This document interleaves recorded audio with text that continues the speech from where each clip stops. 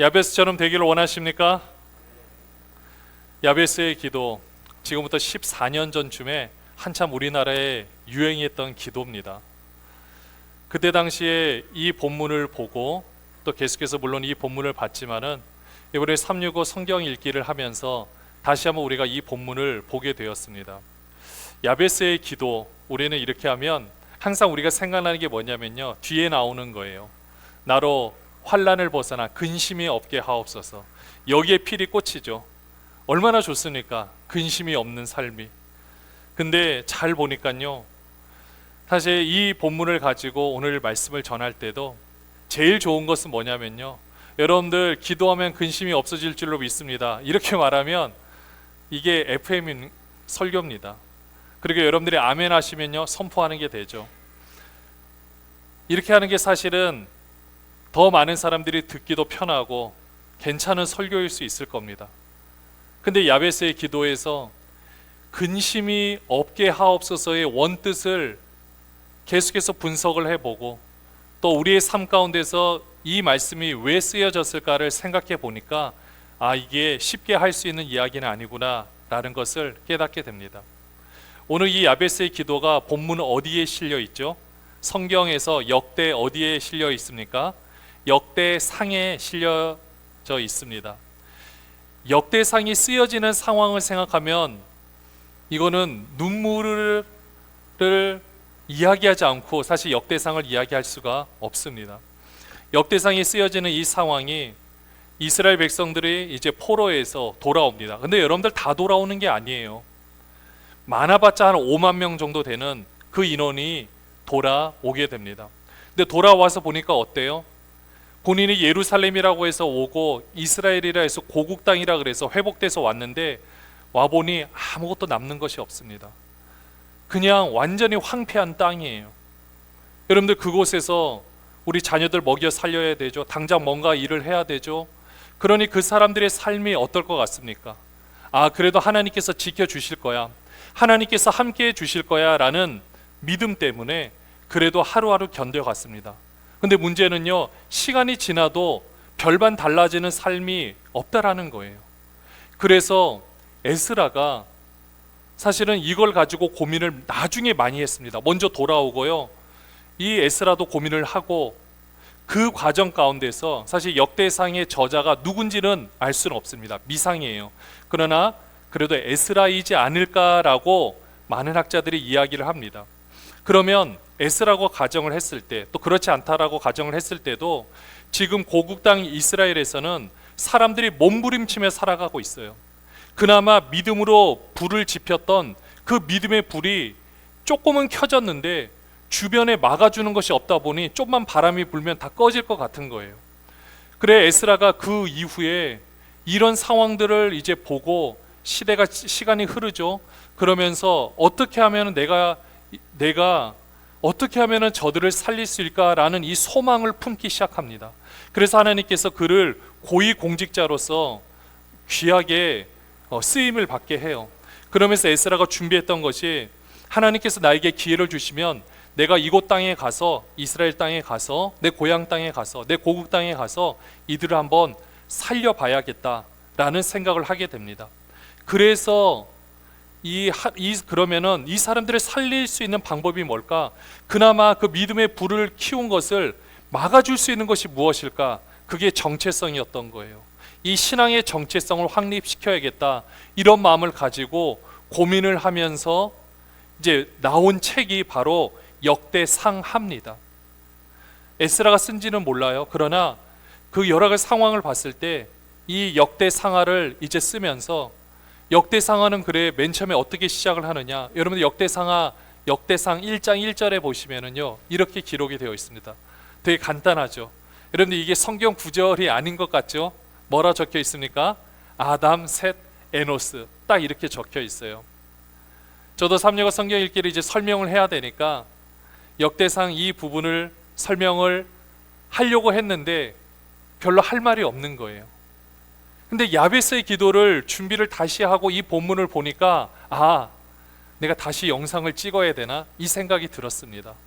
이 아담, 셋, 에노스라는 이 단어 안에 우리는 그냥 넘길 수 있는 단어지만, 여러분들 이 역대기 기자의 입장으로 한번 우리가 돌아가 보십시오.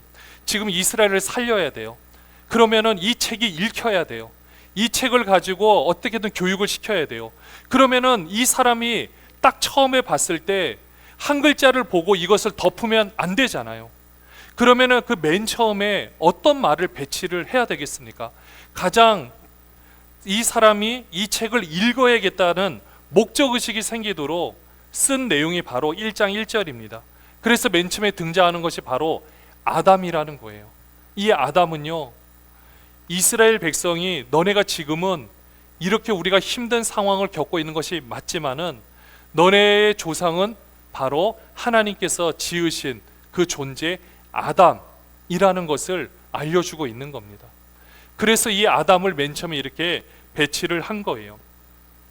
역대상 자세히 보시면은요, 얼마나 많은 인물들이 나오는지 모릅니다.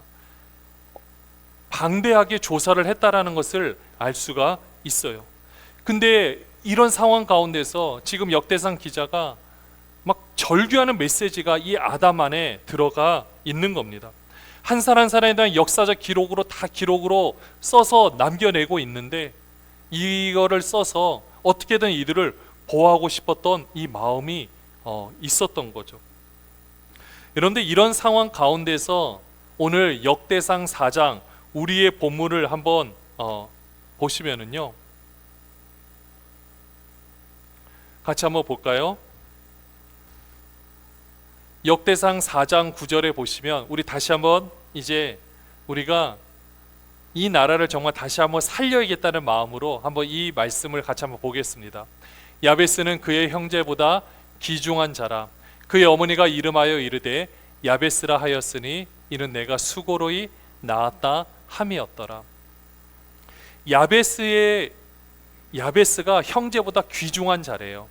우리가 뒤를 생각하지 않고 앞에만 보면 뭔가 귀중한 자다라고 생각할 수가 있을 겁니다. 근데 이게 역대상 전체의 분위기하고 보면은 지금 어떻게 하면 이 나라를 살릴 수 있을까라는 역대기 기자의 마음이 담겨 있는 것처럼, 사실은 야베스도 이 이야기를 여기에 넣은 것은 이 야베스와 같은 상황이 지금 우리인데, 그렇지만 그럼에도 불구하고 우리가 살아나기를 간절히 원하는 마음으로 쓴 내용이라고 보시면 됩니다. 야베스가 형제보다 귀중한 자는 맞아요. 왜 그런가? 뒤에 보시면요, 내가 수고로이 낳았다 함이었더라. 여러분들 이 당시에 수고로이 낳았다 함이라는 것은 우리처럼 그냥 수고롭게 낳았다 이런 정도가 아닙니다.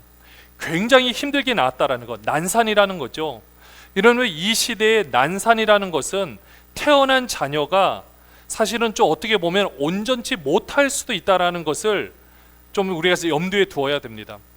물론 그렇지 않을 수도 있겠죠. 근데 이렇게 태어나기 어려운 상황 가운데서, 극심한 고통 가운데서 태어난 아들이기 때문에 이름을 야베스라 했다라는 것은요, 야베스는 고통이란 뜻이에요. 그러면은 그 안에 어떤 의미가 담겨 있을까요? 그 이름 안에, 이때 당시에는 그 이름 안에 그 인생이 녹아 들어가 있습니다. 그 인생을 한마디로 표현한 게 이름이기 때문에 야베스 하면은 고통인 거예요. 힘든 거예요. 그러면은 그 가운데서 야베스라 이름했다는 것은 볼 때마다 너는 고통스러웠다. 내가 참 고통스러웠다. 그렇지만 너는 귀중한 자다. 그런데 우리가 자녀가 여러 명 있다고 생각했을 때 물론 다 귀한 자녀죠. 근데 혹시라도 좀 아프거나 몸이 약하거나 하는 지체가 있으면 어떻습니까? 더 관심을 가지게 됩니다. 그게 부모의 마음인 거죠. 야베스도 어떻게 보면은 그런 입장이었는지도 모릅니다. 어떻게 보면 힘들게 태어났기 때문에 성격으로 좀 뭔가 어려운 문제가 있을 수도 있습니다. 뭔가 보이진 않지만 성경은 다 말하고 있지 않아요. 그냥 상상의 나라를 펼치는 겁니다. 뭔가 하여튼 보통 사람들보다는 더 어렵고 힘든 부분들이 있었을 것입니다. 근데 중요한 건 뭐냐면 하나님이 보시기에 귀중한 자라는 거죠. 이게 중요한 포인트입니다. 우리의 삶 가운데서도 보면은요, 우리가 내 삶이 힘들고 어렵다, 물론 맞아요. 이것들에 대한 것은 누구나 다 느끼고 있는 거죠. 근데 이곳 가운데서 하나님께서 나를 귀중히 여긴다, 이것을 아는 것은 굉장히 중요한 겁니다. 야베스도 상상의 나래를 펼쳐보면 태어났을 때 뭔가 많은 편견이 있지 않았을까 생각해 봅니다. 어려운 일들이 있었지 않았겠습니까? 근데 그 가운데서 이것을 내가 거기에 나는 왜 이렇게 태어났는가? 왜 나는 이렇게 고통스럽게 태어났는가? 라고 해서 그냥 거기에 머물러 있으면 아무 일도 안 일어납니다. 그냥 그런 삶을 사는 거예요. 그냥 그렇게 죽을 수밖에 없습니다. 근데 거기서 머무르지 않고 어떻게 하느냐? 야베스는요 10절에 보시면 기도를 했습니다. 이게 진짜 야베스의 기도예요. 자, 우리 10절 같이 한번 읽어볼까요? 야베스가 이스라엘 하나님께 아뢰어 이르되 주께서 내게 복을 주시려거든 나의 지역을 넓히시고 주의 손으로 나를 도우사 나로 환난을 벗어나 내게 근심이 없게 하옵소서. 자, 이 두 가지로 나눌 수가 있습니다. 첫 번째가 뭐라고요? 주께서 내게 복을 주시려거든. 그 다음에 뭐라 그랬어요? 나의 지역을 넓히시고. 첫 번째가 다시 한번 따라해주세요. 뭐라고요? 나의 지역을 넓히시고요. 나의 지역을 넓히는 게 뭐겠습니까? 이게 뭐 영적인 지경을 말할 수도 있겠죠. 근데 중요한 것은 내 생각의 지경을 넓히는 겁니다. 따라했습니다. 생각의 지경을 넓히자. 생각의 지경을 넓히자. 내가 부정적인 환경이 있다 할지라도 부정적인 생각에 사로잡히는 것이 아니라 거기에 갇혀있는 생각을 그 속에서 벗어나는 것이 중요합니다. 이렇게 벗어나야만 내 삶이 새로워질 수가 있습니다. 사람은요 절대 자기가 생각한 것 이상으로 삶을 살 수가 없습니다. 여기 우리 귀한 우리 다음 세대 친구들이 있는데 내가 머릿속으로 항상 상상의 나래를 펼치는 것은 정말로 중요한 일입니다. 그래서 우리 부모가 우리 자녀들이 혼자 웃음을 짓는다든지 혼자 공상을 하는 거를 뭐라고 하지 마시고 정말 그 상상의 나래를 펼쳐서 마음껏 꿈을 꿀 수 있도록 우리는 옆에서 지원을 해줘야 될 것입니다. 그게 정말로 중요합니다. 그리고 우리 성도님들도 마찬가지입니다. 내 나이에 상관없이 내가 원하는 삶을 내가 꿈꾸는 것이 중요합니다. 내가 뭐 나이가 들었는데 왜 그런가? 물론 맞습니다. 근데 마찬가지예요. 오늘 우리가 가장 젊은 날 아니겠습니까? 오늘 우리가 지금 살아왔던 날 중에 내가 가장 젊은 날이에요. 내일 되면 오늘이 더 벌써 지날 수밖에 없는데요. 내 이후의 삶, 그러니까 우리는 지금 똑같습니다. 우리가 다 매일 똑같은 새로운 삶을 우리가 경험하고 있어요. 그럼 어떻게 해야 될까요? 내 생각의 지경을 넓혀서 나는 이렇게 삶을 살 거야 라고 생각하시기를 주님의 이름으로 축원합니다. 그래야만 우리의 인생이 바뀝니다. 여러분들 이거를 지금 실천하지 않으면 우리 죽어서도 실천 못 하시겠죠. 지금 해내는 것이 정말로 중요합니다. 이렇게 야베스는요 이 지경을 내게 지역을 넓혀달라고 했어요. 물론 지금과 이 시대 그 야베스가 살던 시대는 정말로 차원이 다를 겁니다. 그렇지만 이것을 넓히게 해달라고 기도를 했어요. 이 비슷한 상황이 창세기 36장에 보시면 야곱의 이름을 바꾸는 장면에서 보면은 나옵니다. 창세기 36장 26절 한번 보시면은요. 제가 잘못 알려줬나 보네요. 제가 읽어드릴게요. 이게 야곱과 야곱과 천사가 싸움을 하는 장면이에요. 그 사람이 이르되 날이 새려하니 나로 가게 하라. 야곱이 이르되 당신이 내게 축복하지 않으면 가게 하지 아니하겠나이다. 그러니까 지금 싸움하는데 천사가 나로 가게 하라라고 말하니까 안 된대요. 그러면서 27절에 그 사람이 그에게 이르되 내 이름이 무엇이냐? 그가 이르되 야곱이니이다. 너희 이름이 뭐냐? 야곱이니이다. 그러니까요 그 사람이 이르되 천사예요. 내 이름을 다시는 야곱이라 부를 것이 아니요 이스라엘이라 부를 것이니 이는 내가 하나님과 및 사람들과 겨루어 이겼음이라. 이름을 뭐라 바꿔요? 이스라엘로 바꾸게 되는 거예요. 그리고 앞으로는 그렇게 부르게 하는 거죠. 고대 근동시대의 이름은 정말로 중요한 의미입니다. 이름 안에 모든 것이 담겨져 있죠. 그래서 야곱의 이름을 이스라엘로 바꾸게 하는 겁니다. 지경이 어떻게 될까요? 이름이 불려지기 때문에 넓혀질 수밖에 없습니다. 오늘 우리도 그래서 우리의 삶의 지경을 넓혀달라고 하는 것입니다. 우리 사역도 마찬가지입니다. 아무리 고민하고 생각해 봐도 우리가 우리 교회의 부흥만을 위해서, 한국 교회가 다 마찬가지입니다. 각 개교의 부흥을 위해서 노력 안 한 교회가 한 교회라도 있을까요? 없습니다. 다 노력했습니다. 근데 안타깝게도 대한민국의 우리 상황은 멀리 볼 것도 아니라 그냥 우리는 의정부만 봐도 우리의 모든 상황들이 참 쉽지가 않다라는 것을 다들 알고 있습니다. 그러면 이제는 우리가 방향을 바꿔야 될 시점에 왔다라는 것을 알 수가 있습니다. 지경을 넓혀야 하는 거죠.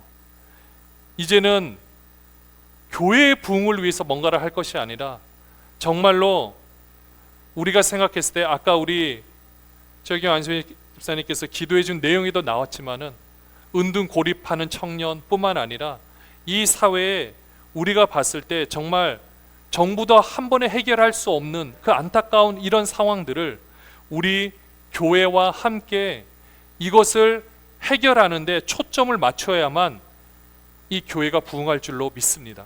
이제는 이 방법밖에 없습니다. 예전에는요, 한 나라에서 행하는 일이 전 세계적으로 영향을 미치기가 어려웠습니다. 근데 지금은 어떻습니까? 한 나라에서 일어나는 일이 전 세계적으로 영향을 미칩니다.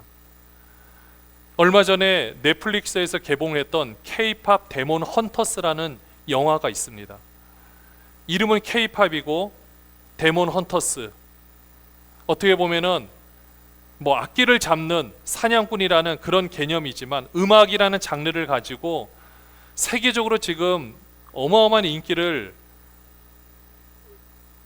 이렇게 누리고 있는데요. 우리나라 영화는 아닙니다. 미국 영화예요. 그런데 우리나라를 소재로 담고 있습니다. 근데 그곳에서 봐도 그저껜가 뉴스에 보니까 그 K-팝 데몬 헌터스 그 내용 자체도 사실 굉장히 한국적인 것들을 잘 소화해냈지만은 거기 보면 여주인공이 그냥 김밥을 하나 입에 쏙 넣는 장면이 있어요. 근데 그 장면을 가지고 지금 유튜브에서 챌린지가 또 일어난다라는 것을 보게 되었습니다. 이거 전세적으로 일어나는 일이에요. 김밥이라는 것도 외국에서는요, 원래 김이라는 것 자체를 미국 사람은 혐오 음식 중에 하나입니다. 지금은 아니에요. 옛날에는 이게 복사용지 같은 그런 거라 그래서 김 먹는 거를 굉장히 그들이 막 되게 끔찍하게 여겼습니다. 근데 지금은 그렇지 않거든요. 근데 이 김밥을 그냥 먹는 이 모습을 봐도 지금은 한 곳에서 일어나는 문화가 유튜브나 SNS를 통해서 전 세계에 영향을 미치고 있는 것을 보게 됩니다. 이런 것을 보면 지금 하나님께서는 어떻게 보면 이 모든 지경을 넓힐 수 있는 모든 여건을 다 마련해 주셨음을 보게 됩니다.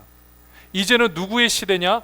우리 다음 세대뿐만 아니라 우리가 그것을 깨닫고 그것을 알아서 우리가 가지고 있는 것들을 마음껏 전할 수 있다라면 하나님께서는 우리의 지경을 넓혀서 이 야베스의 기도처럼 우리의 지경을 넓혀서 이 모든 것을 행하실 줄로 믿습니다.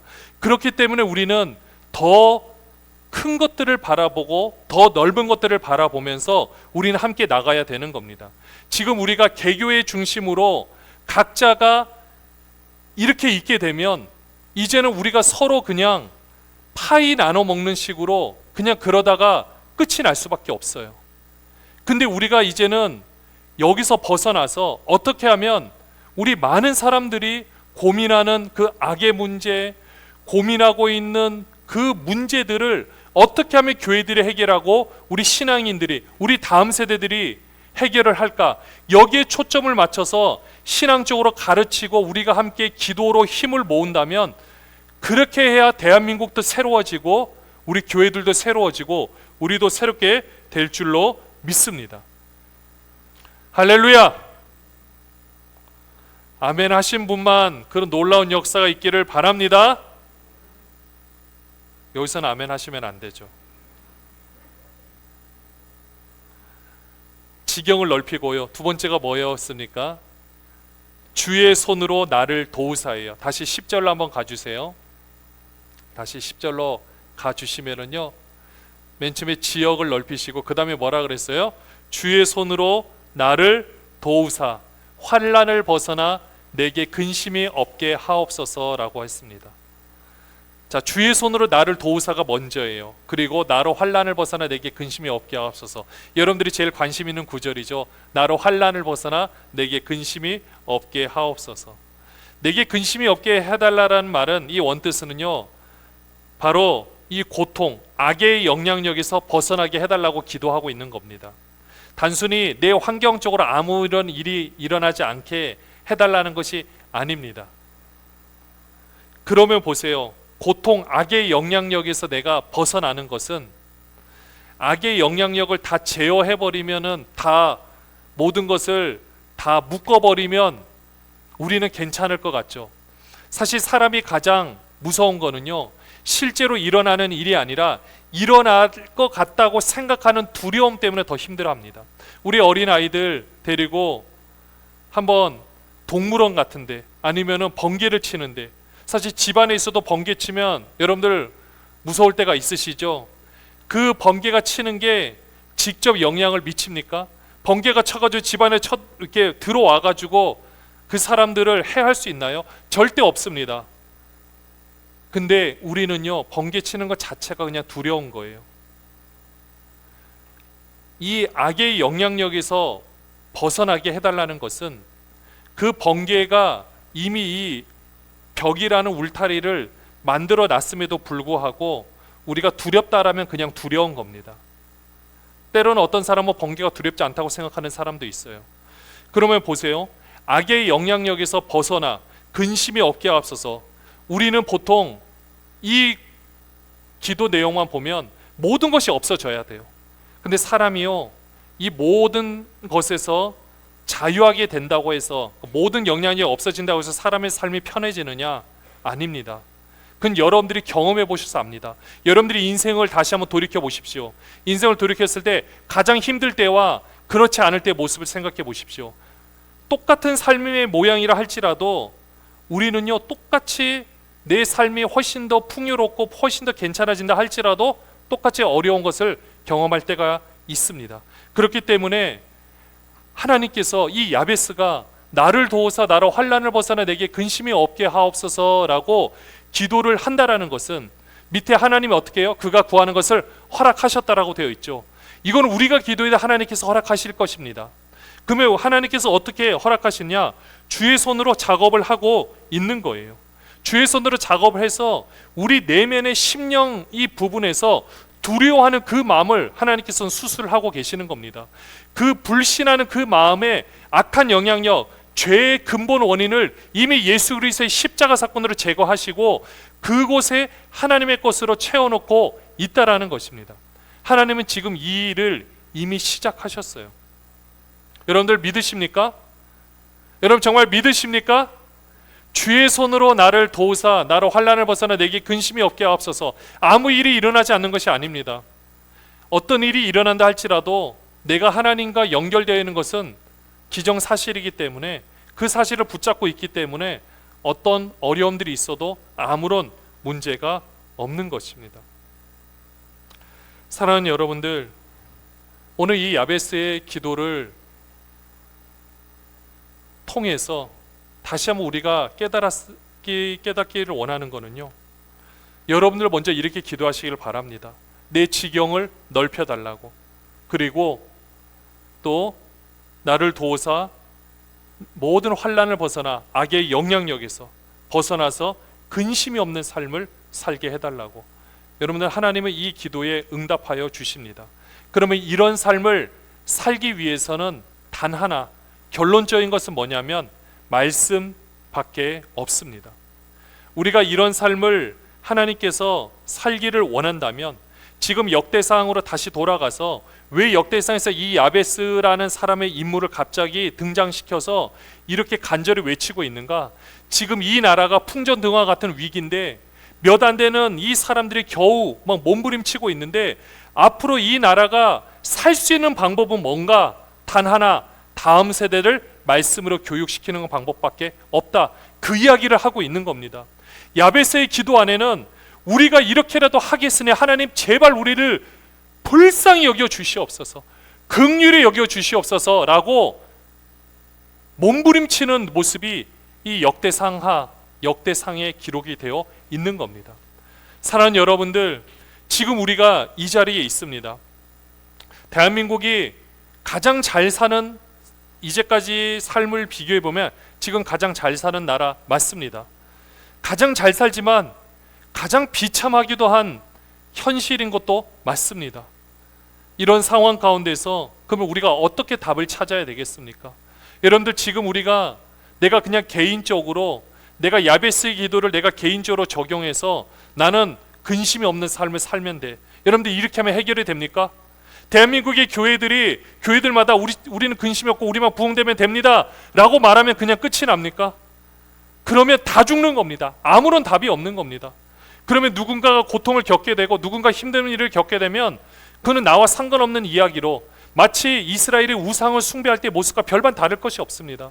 그러면 어떻게 해야 되겠습니까? 우리는 지금부터 이 나라의 이 상황을 우리가 그대로 직시하고 여기서 머무를 것이 아니라 어떻게든 우리의 다음 세대들을, 그리고 우리 또한 말씀으로 우리의 삶이 변화돼야 될 줄로 믿습니다. 말씀밖에 답이 없습니다. 그리고 그 말씀을 이해하는 기도밖에 답이 없습니다. 결국 야베스의 기도는 말씀을 통해서 내가 이 기도를 통해서 이루어 가겠다, 이 선포와 이 고백이에요. 지금 우리들도 그렇게 해야만 이 정치 문제도 해결할 수 있고 이 경제도 지금 무너지기 일보 직전인 이 안타까운 모든 상황 가운데서 이것도 해결할 수 있는 법은 오직 우리 말씀밖에 없습니다. 사랑하는 여러분들, 우리가 대한민국을 포기하지 않고 하나님의 말씀을 우리가 가지고 우리가 전할 때 그 말씀을 전할 수 있는 토양이 되는 교회를 보호해 주실 줄로 믿습니다. 앞으로 우리도 마찬가지입니다. 우리 교회만 교회 부흥을 놓고 우리가 물론 기도하고 해야 됩니다. 우리에게 다급한 문제입니다. 근데 중요한 거는 다시 기본으로 돌아가서 철저하게 말씀으로 우리의 삶이 새롭게 변화되어질 때 우리에게 소망이 있고 그렇게 우리가 살아가야 될 줄로 믿습니다. 이제는 우리만을 위한 것이 아닙니다. 우리 나라를 위해서, 그리고 그것을 위해서 하나님께서 이 교회를 세워주셨기에 그 하나님의 본연의 목적에 맞게 우리는 모든 방향을 전환해 갈 것입니다. 그리고 우리는 다음 세대와 지금 우리 세대에 말씀으로 가르치는 데 목숨을 걸 것입니다. 그거밖에 살 길이 없습니다. 여러분들의 자녀가 어리다고만 생각하지 마십시오. 우리 애가 지금 말씀을 가르치지 않으면 여러분의 미래는 없습니다. 저도 마찬가지입니다. 제가 그래도 지금까지 여기까지 버틸 수 있던 이유는 우리 자녀들에게 말씀으로 양육하고 그래도 말씀으로 키워서 하나님께서 여기까지 인도해 주셨던 그 사실인 겁니다. 앞으로도 마찬가지입니다. 제가 할 수 있는 것도, 우리가 할 수 있는 것도, 사람이 각자 자기가 가장 잘하는 것이 무엇일까 생각한다면 저는 어차피 말씀과 기도밖에 없습니다.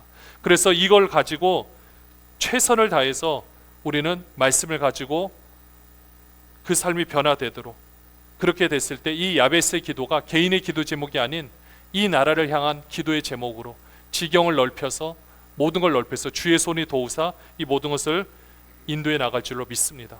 우리는 그 시대를 바라봅니다. 함께 바라보시며 기대하며 기도하는 모든 분들 되시길 주님의 이름으로 축원합니다.